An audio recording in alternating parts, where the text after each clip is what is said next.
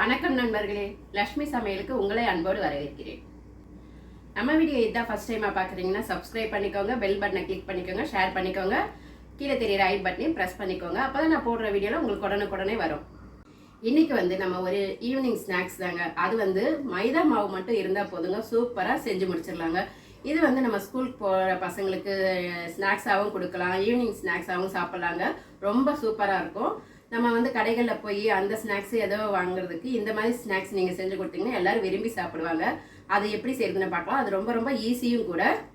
இன்றைக்கி நம்ம சூப்பரான ஈவினிங் ஸ்நாக்ஸ் தாங்க பண்ண போகிறோம். அதுக்கு நான் மைதா 2 ஆளாக்கு எடுத்து வச்சுருக்கேன். அதுக்கு பச்சை மிளகாய் எடுத்துருக்கேங்க காரத்துக்கு. இதை நம்ம மிக்சியில் போட்டு திருப்பிட்டு வந்துடலாம். பாருங்கள், ஒரே ஒரு பச்சை மிளகான்றதால கொஞ்சம் லைட்டாக தண்ணி ஊற்றி அரைச்சிருக்கேன். இது இருக்கட்டும். இப்போ சீரகம் நான் ஒரு 1/4 ஸ்பூனுக்கு மேலே, 1/2 ஸ்பூன் கொஞ்சம் கம்மியாக எடுத்துருக்கேங்க. அதை போட்டுக்கலாம். இதுக்கு தேவையான அளவு உப்பு போட்டுக்கிறேன். இதில் கொஞ்சமாக ஆயில் ஊற்றிக்கலாம். அவ்வளோதான். இப்போ நம்ம இந்த பச்சை மிளகாய் அரைச்சதையும் இதில் ஊற்றிக்கலாம். போட்டு எல்லாம் நம்ம சப்பாத்தி மாவு பிசைகிற மாதிரி பிசைஞ்சிக்கலாங்க. இதில் பார்த்திங்கன்னா நான் கொஞ்சமாக 1/4 டம்ளர் புளிப்பு தயிர் எடுத்திருக்கேன். அதையும் இதில் ஊற்றிக்கிறேன்.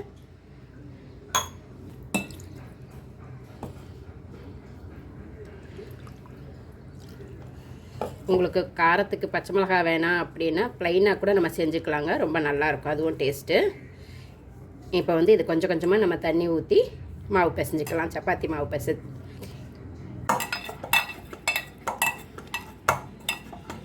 பாருங்கள், இந்த மாதிரி நம்ம மாவு பிசைஞ்சு வச்சுருக்கோம். சப்பாத்தி மாவில் பிசைஞ்சிருக்கிற மாதிரி. இது அப்படியே இருக்கட்டும், கொஞ்சம் நேரம் ஊறட்டும்.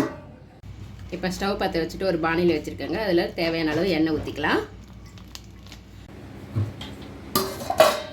பாருங்கள், மாவு நல்லா ஊறியிருக்கு. இதை நம்ம இப்போ தேய்ச்சி எடுத்துக்கலாம். இப்போ நம்ம எந்த அளவுக்கு தேய்க்கிறோமோ அந்த அளவுக்கு நம்ம உருண்டை பண்ணி எடுத்துக்கலாங்க. நம்ம சப்பாத்தி மாவு மாதிரி பிசைஞ்சு திரட்டி எடுத்துக்கலாம்.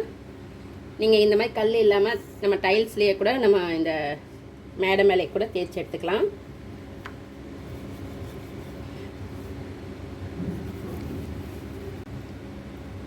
பாருங்கள், இந்த அளவுக்கு நம்ம தேய்ச்சி எடுத்துக்கலாம். இப்போ இதை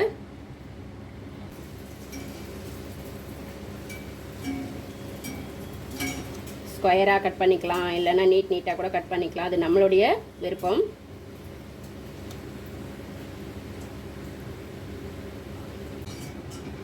நம்ம சும்மா இந்த மாதிரி ஸ்பூக்கில் நம்ம இதை இந்த மாதிரி செஞ்சுக்கலாங்க. அப்போ தான் நம்மளுக்கு அது பஃப்னு வராது.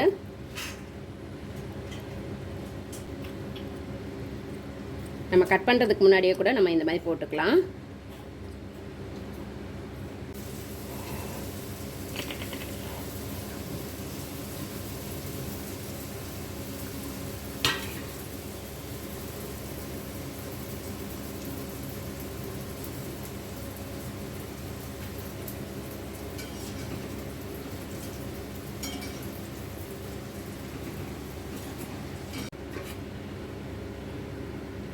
பாருங்கள், இந்த மாதிரி தனியாக ஒரு தட்டில் போட்டுக்கலாங்க.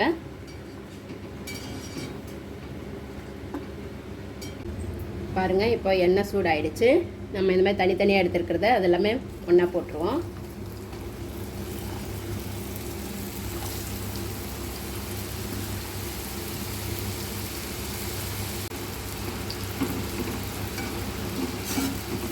பாருங்கள், நல்லா சூப்பராக பொரிஞ்சு வந்திருக்கு. சூப்பரான நம்மளுக்கு ஈவினிங் ஸ்நாக்ஸ். ரொம்ப ஈஸி செய்கிறது. அடிக்கடிக்கு நம்ம செய்யலாம். இந்த மாதிரி ரொம்ப ஈஸியாக இருக்கிறதால கடையில் போய் வாங்குறதை விட நம்ம வீட்டில் நம்ம கையால் செஞ்சோம்னா ரொம்ப நல்லாயிருக்கும்.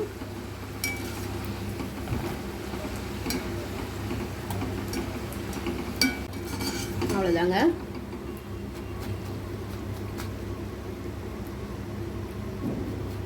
அவ்வளோதான். இதை அப்படியே எடுத்துடலாம்.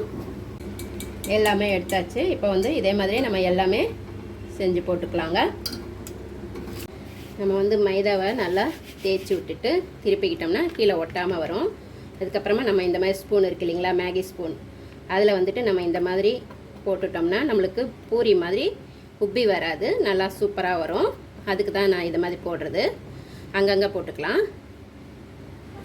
அதுக்கப்புறம் நம்ம கட் பண்ணிக்கலாம். என்கிட்ட இந்த மாதிரி இருக்குது, இதில் கூட நம்ம கட் பண்ணிக்கலாம். அப்போ வந்து உங்களுக்கு சூப்பராக வரும். நம்ம எப்படி வேணாலும் கட் பண்ணிக்கலாம், சின்னதாக வேணாலும் கட் பண்ணிக்கலாம், பெருசாக வேணாலும் கட் பண்ணிக்கலாம், அது நம்மளுடைய விருப்பம்.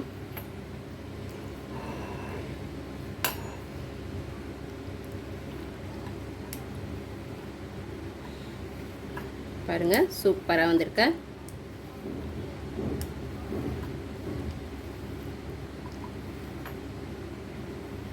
அவ்வளோதான். நம்ம இதை அப்படியே தட்டில் போட்டுக்கலாம்.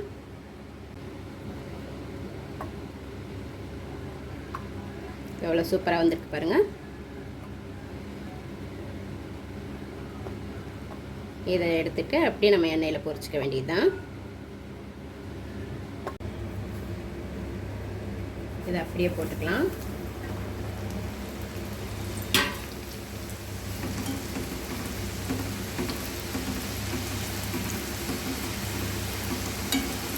நம்ம கட் பண்ணுறது ஒரே மாதிரி இருந்தால் பாருங்கள் சூப்பராக வந்திருக்கு.